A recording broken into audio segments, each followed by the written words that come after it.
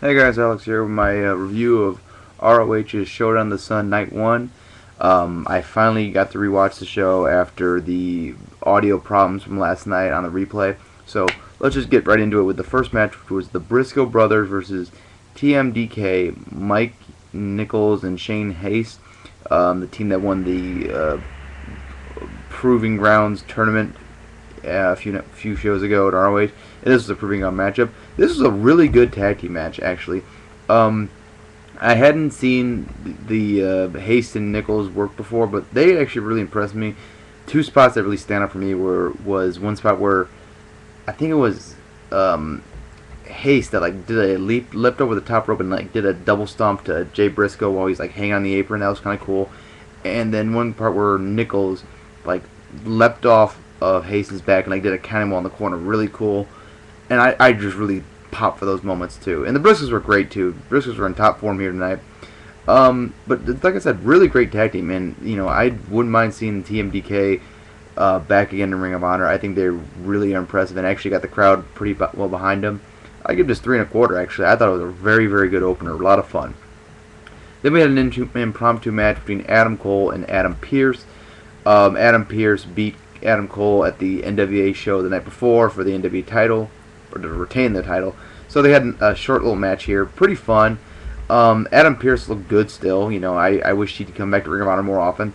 Did a really nice move. I don't know what it was, but like he dropped Adam Cole right in his head, and like Adam Cole kicked out really cool. And Cole really shined here again. Like this is another big win for him. So they're really pushing Adam Cole heavily. I think they're gonna eventually give him a big run. But this was a nice way to keep Adam Cole on the card and let him show and shine and like get the crowd behind him. So that's really cool. I give it two and a half.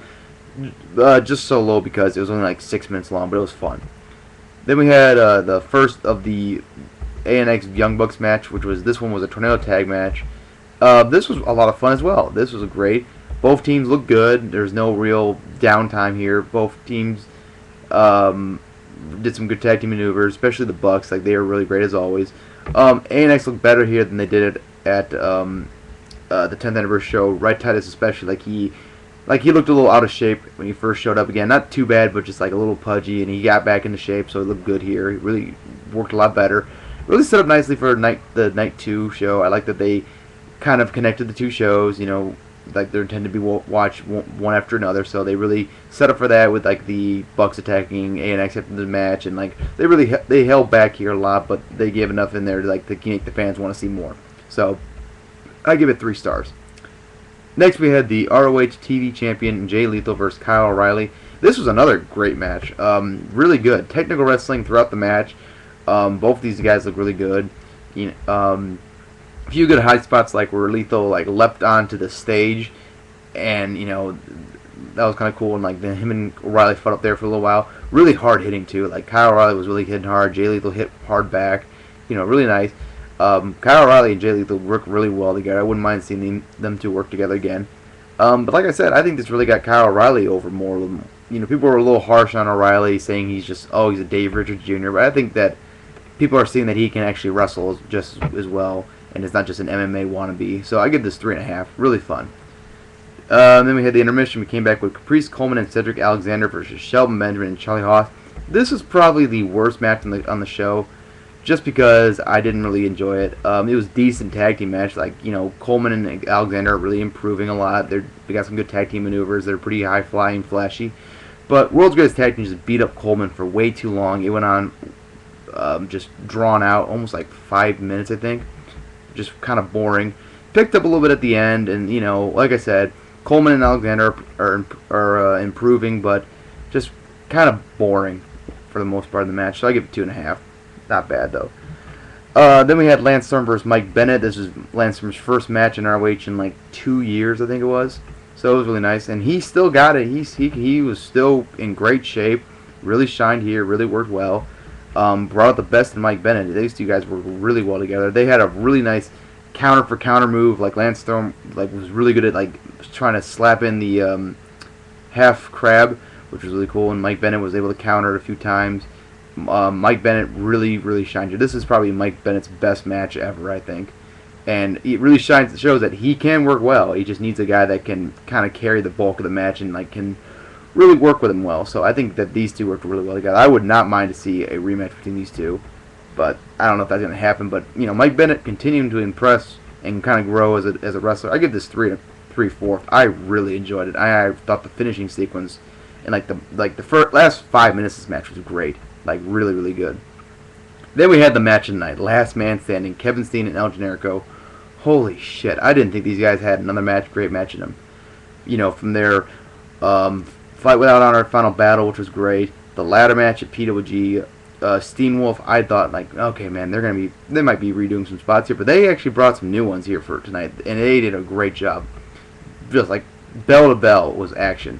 Really great spots. I love this part where Generico leapt off the stage into Steen, and then Steen got back up, so he went back on the stage, ran across the guardrail, and did a diving DDT onto him on the floor, which was awesome.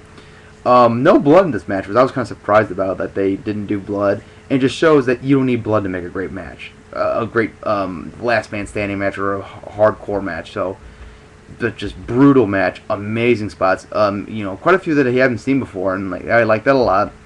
That they didn't use the same spots. The ending came when Jimmy Jacobs showed up and did a heel turn and joined Kevin Steen and attacked Generico, allowing Steen to win the match. And I really liked that because I thought that Jimmy Jacobs, for the most part, with his face character, was kind of boring and not really entertaining and didn't really get the fans behind him too much. So I think the heel version is better than him. Then it gives something, adds a nice little element to this feud. So interesting to see where that goes for now. But the match was great. I give it 4.5. This was the match of the night. Great, great match. Then we had the main event, the triple threat match between Davey Richards, Eddie Edwards, and Roderick Strong for the world title. This was an elimination match too. This match, a lot of people were saying, oh, here we go, the same three guys in the main event, but they proved to have a great match together. All three of them worked very well together, had a lot of great counters, a lot of great, double team moves, and, there's one part where Dave Richards had Roderick Strong in a submission, and Eddie Edwards started kicking Davey. Davey caught his leg, caught him in the ankle, and had both guys in the submission, which was really cool. There's another part where Davey did a German suplex to Roderick Strong, and then Eddie came off the top and did a double stomp to Davey's gut. Really cool. Just really fast-paced, great action. Crowd was really into it, especially near the end. They kind of were a little quiet at the middle, but they really picked up at the end. They really were into this match, and it really was great. And hopefully this is the last time we'll see these three guys in a main event together. I hope that we'll see some new guys in the main event now, but I really think this was basically put an end to the naysayers and said these guys can't put on great matches. Maybe some people are saying they can't put on great matches and they're just tired of seeing these guys in this main event. I agree, but hopefully now after night 2, I heard Elgin had a great match with Davey. With Steen showing up and Generico, maybe we'll see those guys put in the main event. But like I said, this was a great match, and it really impressed me that these guys were able to get a fresh match for another time. And bravo to them. All in all, I'll give this show an 8.75. Really fun, top to bottom. No real bad matches on the card, but just a lot of fun. A lot of fun. Easy to sit through. Had a lot of fun. I even watched it twice. Once with the audio, once without, and I enjoyed it both times. A lot of fun. Easily would recommend this. Expect the night 2 review up either tomorrow afternoon or tomorrow night or maybe Monday, depending on what goes on. And also my WrestleMania review. Alright, take care. Don't forget to subscribe, like, do all that other stuff. Take care. Bye.